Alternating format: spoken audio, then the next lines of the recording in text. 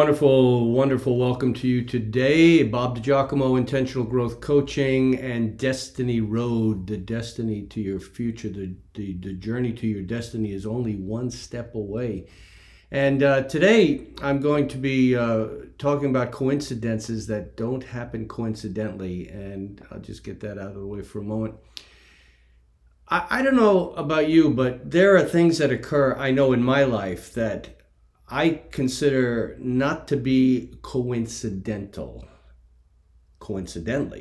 I think things happen for a reason, and we get those little announcements that alert us to things that are going on, and we sometimes say it's a coincidence, but in reality, it's actually a message from a higher source, kind of how I believe.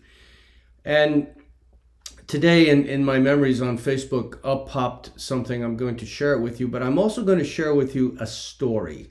And I hope you will take a few moments to watch this in its entirety as I tell the story.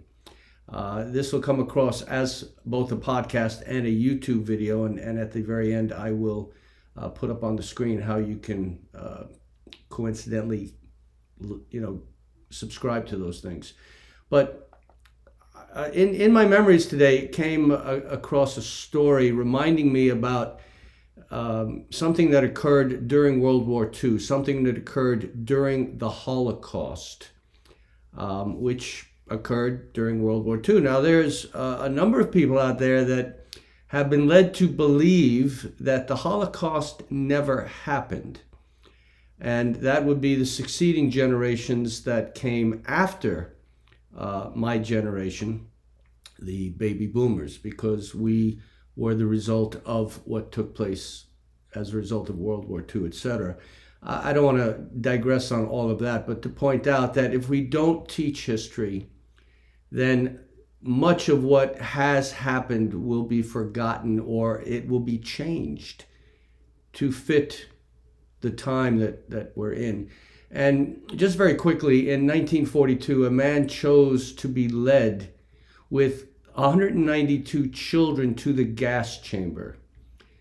And today, he is still remembered. And as long as we have things like this to remind us, he will still be remembered and celebrated for his act of what he did during the Holocaust. And I hope that we can strive to never forget people like him, heroes like him, who stood up in the name of humanity. His name was Janusz Korczak, and he happened to run an orphanage for Jewish children. So when his 192 children were being led to the gas chamber, he chose not to go the other way. He chose to actually go in with them. And actually, of course,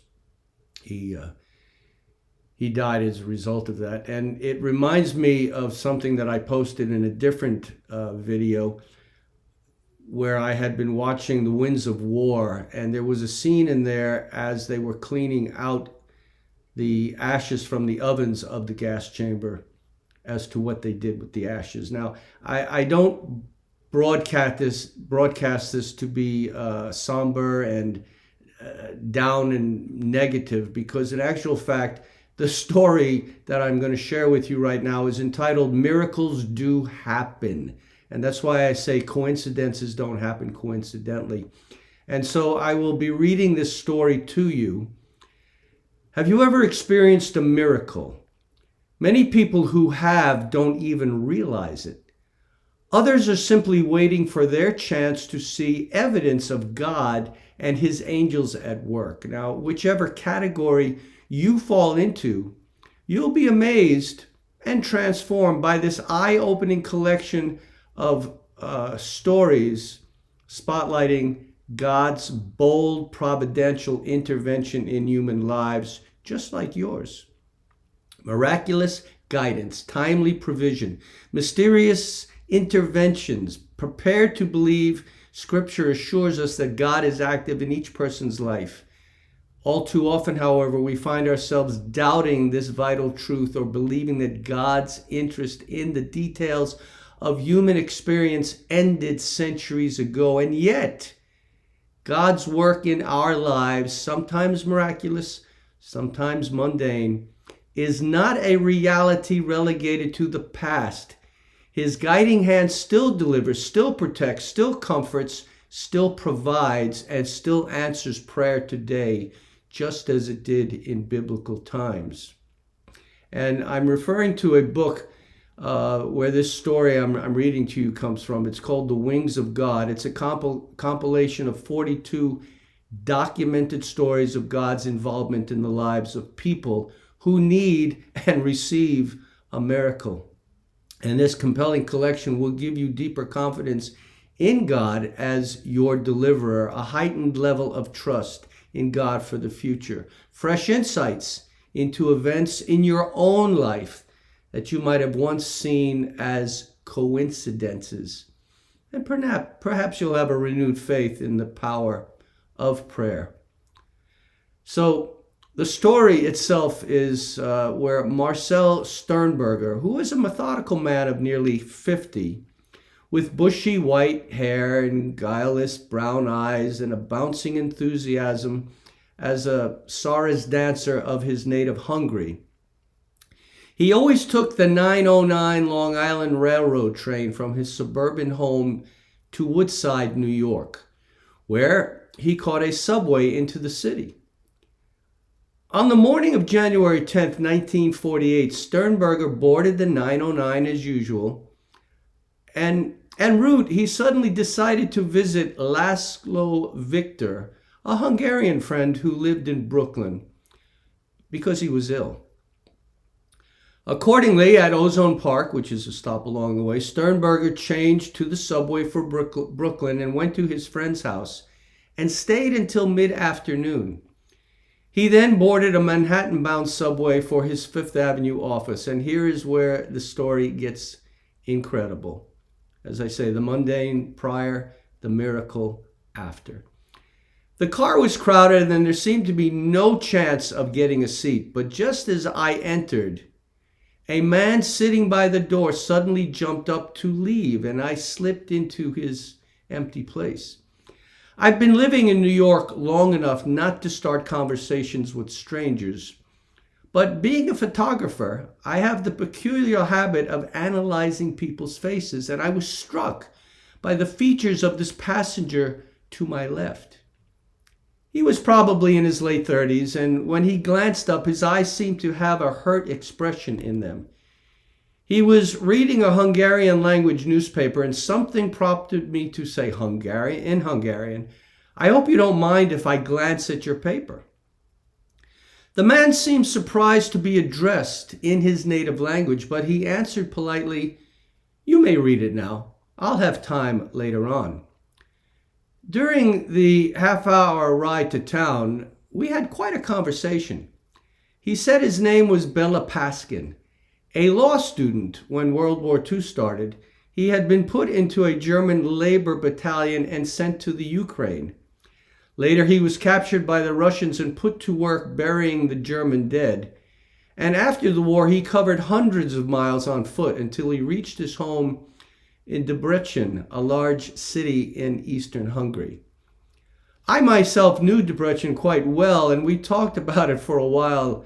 Then he told me the rest of the story.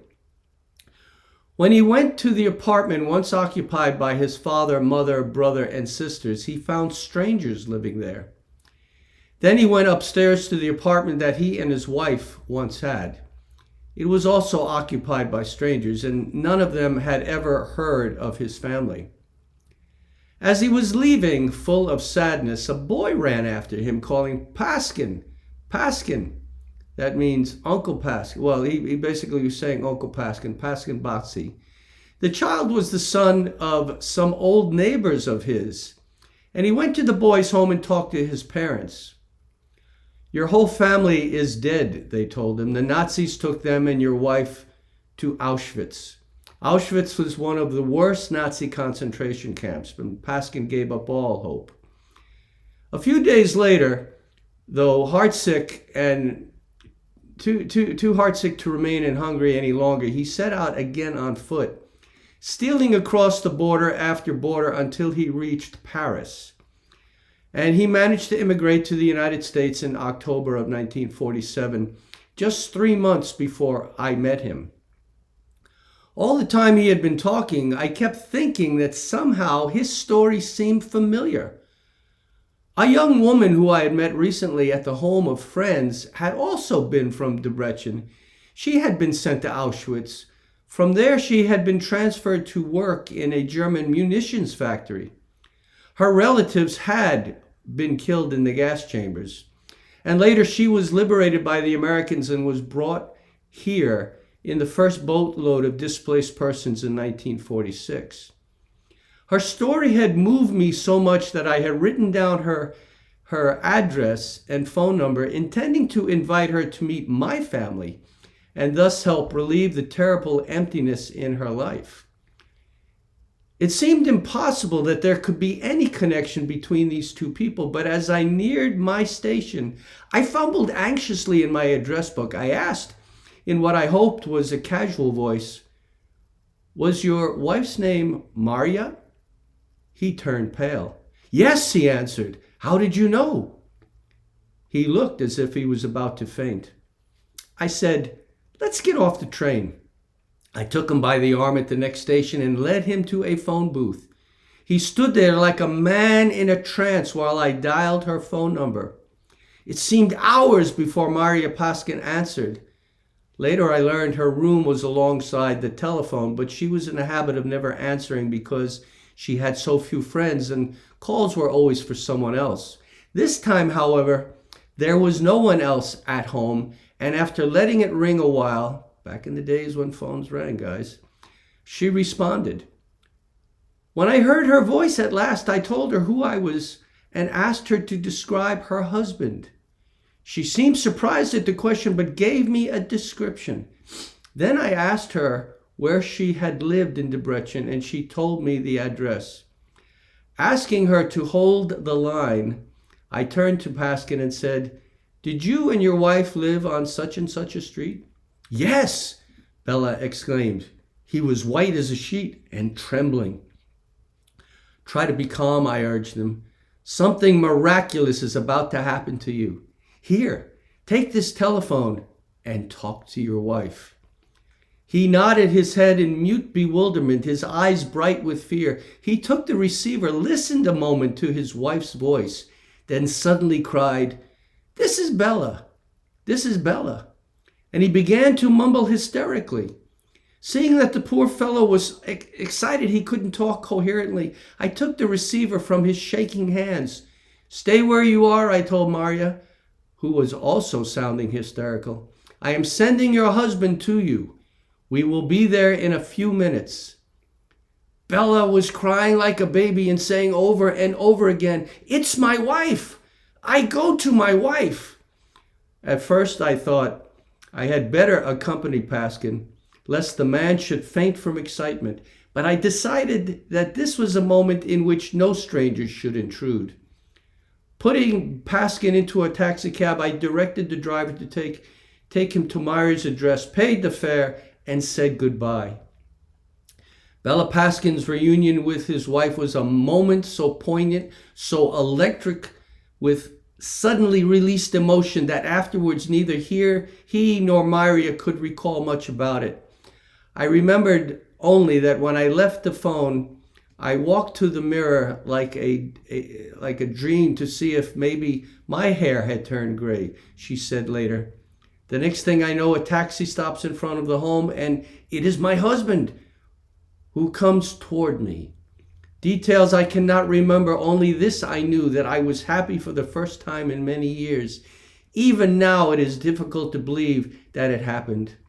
We both suffered so much. I have almost lost the capability to not be afraid. Each time my husband goes from the house, I say to myself, will anything happen to take him from me again?